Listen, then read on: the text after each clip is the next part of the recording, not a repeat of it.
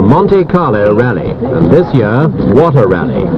Somehow, a magic mixture of ingredients all came together, making 1978's event the kind of classic that's given the earlier Montes a legendary reputation wherever motoring enthusiasts talk cars.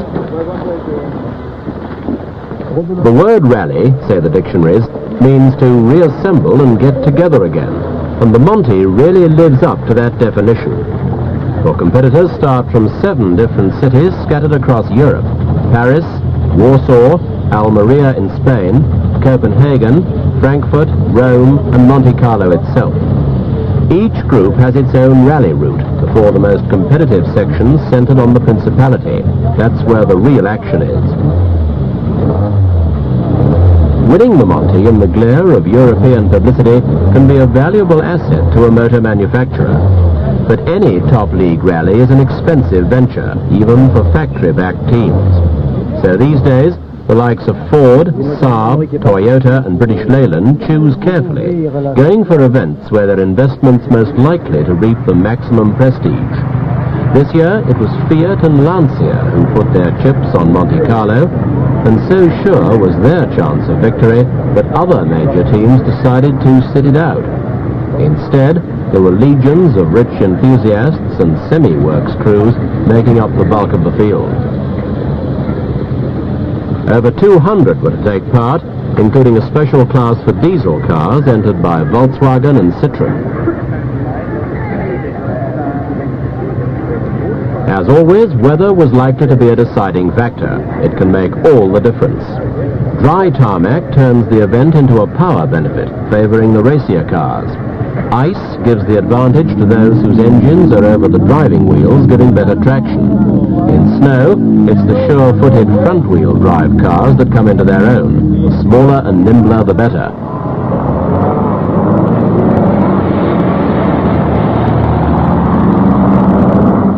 Monaco.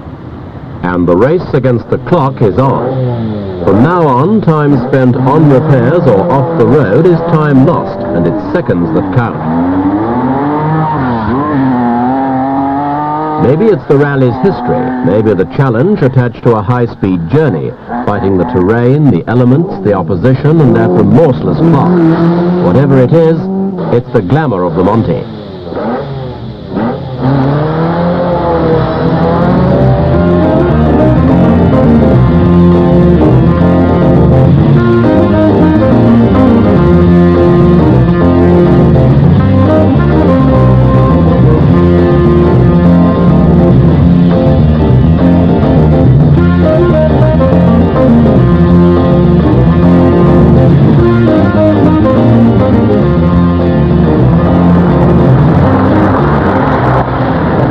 Roadside service for the Citroën of Christine Dacremont. The 3-car team proved amazingly reliable. For much of the rally, Christine led her class and was finally beaten by one of the Volkswagens.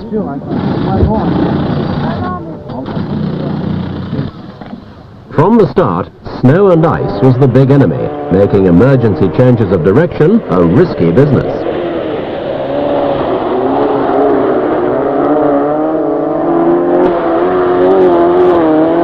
Front-wheel drive of the tiny Renault 5s helped their giant-killing act, though not everything went their way.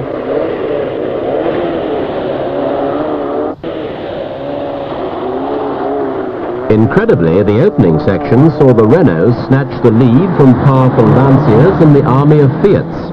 Opels were chasing the Group 1 category for almost standard cars. For those who did fall by the wayside, help was at hand, and the St. Bernard was to prove all too appropriate in the conditions that were to come. In the mountains, grip was even harder to come by.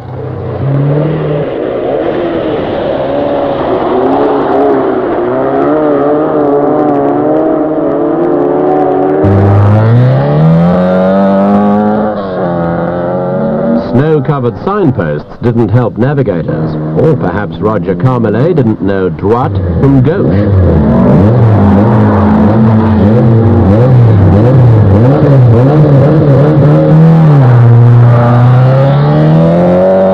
Conditions were really upsetting. upsetting the apple cart.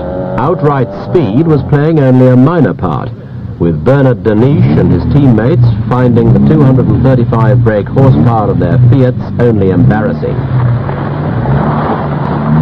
They and Lancia had expected to be taking part in a two-horse race. In fact, it was proving more of a competition between tortoise and hare, with the little Renaults coming off better in the battle for grip than all-out racers like the slippery Stratos.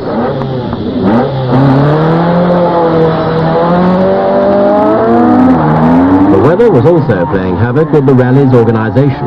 It was so bad that one mayor banned the rally from passing through his area because he believed it would be too dangerous.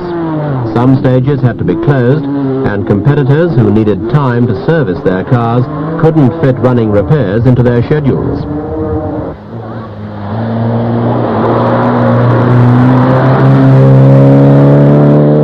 In past years, when the weather has been foul and organisation has been disrupted, crews have been upset and dissatisfied. But this year, no one suffered any injustices, and generally spirits were very sporting. For some private entrants at least, the hazard simply added to the adventure.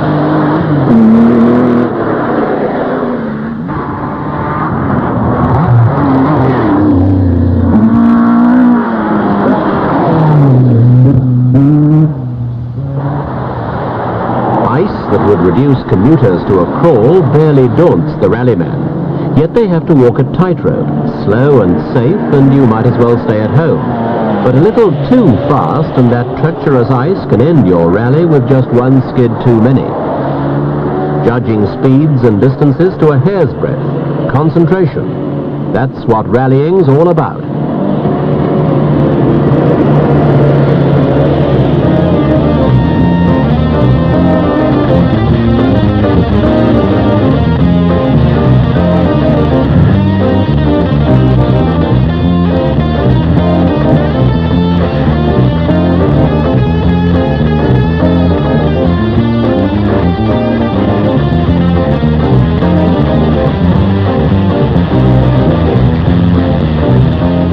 The favourite to win, Sandro Munari, was out. His co-driver had operated his accelerator with a wire strung through the car's back window, but finally the engine seized. The remaining Lancias, including Fulvio Bekele's, were trying everything to get on top, playing with all manner of tyres to put their power through to the tarmac. The Fiat of Jean-Claude Andruet, Mouton Stratos. While the remaining 100 top crews slithered their way through the Alps, the big talking point on Radio Monte Carlo was Jean-Pierre Nicolas, a French professional driver who hadn't landed a works drive for this year.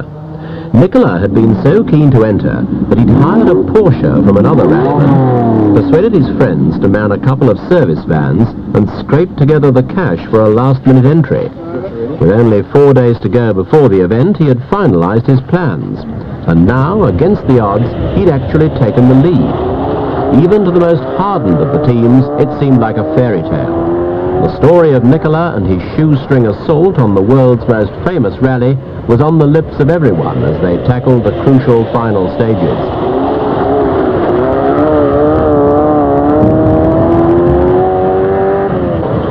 After the snow plows goes Andruet's Fiat.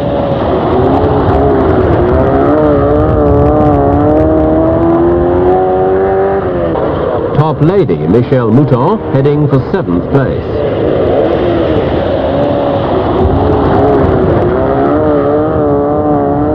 The Spanish-entered Fiat of Servio Salvador.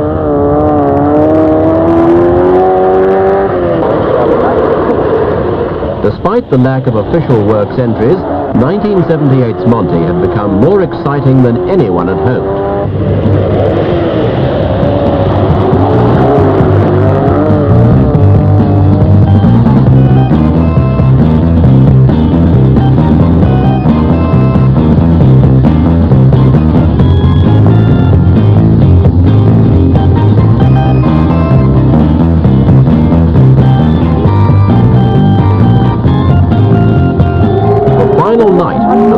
champion Guy Fréquelin takes his tiny Renault to a popular 3rd place.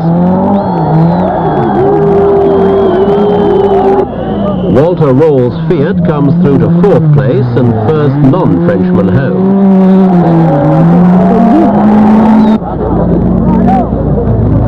Kelly braves a battery of flash guns. The similar Stratos of Michèle Mouton wins her the 2nd Monte Ladies Trophy of her career.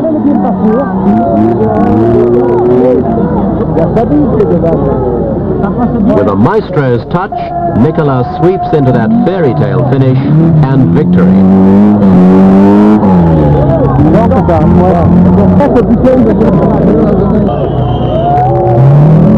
Second place to another French Renault 5 in the hands of Jean Ragnotti. And Monaco couldn't have been happier with the results. In the face of an Italian steamroller from world champions Fiat and Lancia, who'd won the previous 3 years, it was a Frenchman who took top honours. In fact, the first private entrant to do so for 22 years. And it had been no easy win. For Nicolas and co-driver Jean-Claude, theirs was a triumph of skill and determination, the very qualities of which rallying heroes are made.